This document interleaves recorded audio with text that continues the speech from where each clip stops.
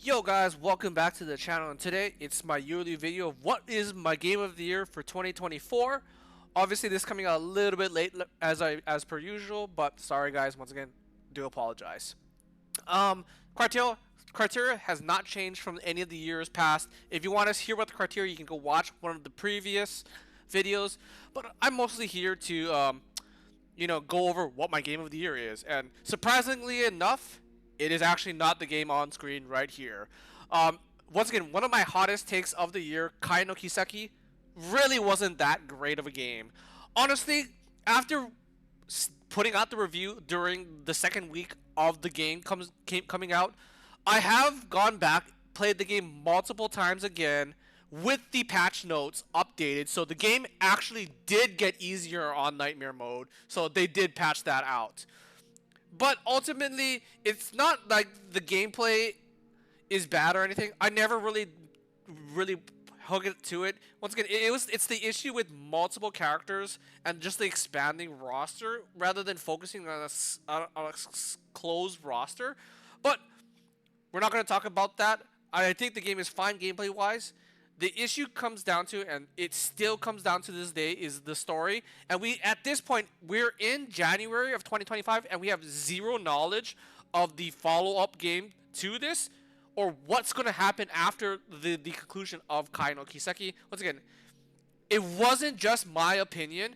After finishing the game, you can look at a lot of the Japanese forums, and a lot of people were very upset as well too. Like, I understand what the ending was. I get why it needed to happen, but it doesn't make it any less worse and sting any much more than when it happened. It's fine. We'll wait to the next game, but ultimately, everything when I review a game and when it comes down to that game during the year, those are my impressions. Because of that, those are the reasons why Kai will not get my game of the year. And it goes to Stellar Blade.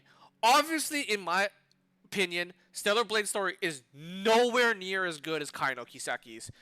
However, the gameplay and just like everything around it was fresh and fun. It was just action packed, great game, fast paced. You gotta get what you gotta get done. You get the game done, and there's not really that bloat I felt, and that's what it hurts me to say that for Kai. It's just the bloat that happens in the game. We're almost to the point where, what is this, like almost 25 years into the franchise?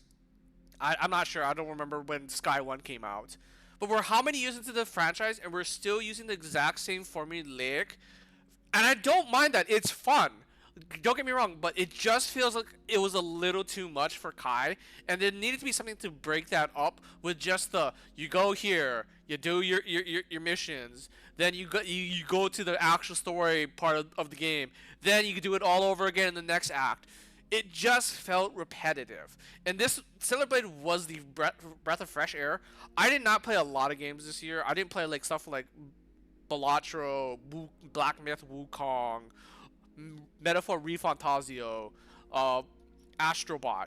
But what I did play was stuff I like, and once again, I like the Trails of series, and it just I have given it Game of the Year pretty much every single year that I have this channel up, and it hurts me the most saying it is not my Game of the Year, and I really felt like if we could get past the story and maybe a little bit of variation, and it wasn't buggy when it came out, I would have given it Game of the Year and over Stellar Blade any day of the week. But because of those issues compounding, I know that everyone hates me for it, but it doesn't lie. Sales have gone down for the Trails of series, obviously because it's an ongoing franchise, so it's not going to get that much sales. But even people were not happy about it in the JPN. I'm surprised a lot of the EN speaking players and communities I've seen absolutely love Kai. Once again, I don't think it was really that bad. I don't even think I'm probably making it sound way worse than it was, but it's not.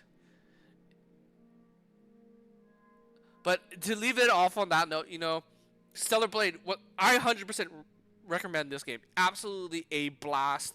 obviously Eve is eye candy to look at, but when you get down to it, the gameplay is so much more fun.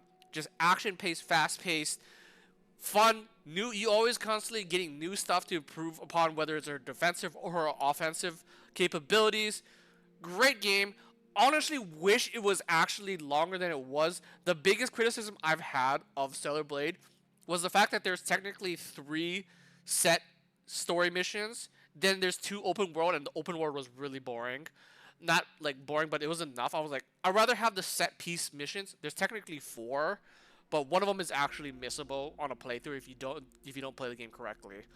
But once again, game of the year, Stellar Blade. Congratulations. Won't know what my next video is or when my next video will be.